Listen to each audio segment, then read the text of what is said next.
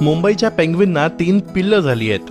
वीरमाता जिजाबाई भोसले वनस्पती उद्यान आणि प्राणी संग्रहालयाने या पिल्लांचे व्हिडिओ प्रसिद्ध केले आहेत। राणीच्या बागेमध्ये असलेलं हे देशातलं पहिलं हम्बोल्ट पेंग्विन सुविधा केंद्र आहे।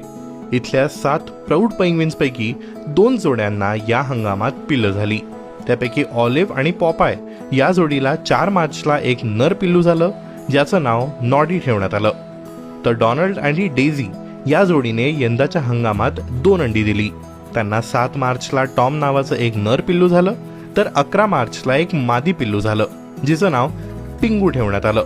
त्यामुळे आता या प्राणी संग्रहालयातल्या पेंग्विन्सची एकूण संख्या 21 वर गेली आहे, ज्यात 11 नर आणि 10 मादी आहेत। 2016 मध्ये हे पेंग्विन्स दक्षिण कोरियाची राजधानी सोलहून मुंबईत आणले गेले होते। तेव्हा यावरून बराच वाद आणि राजकारणही झालं।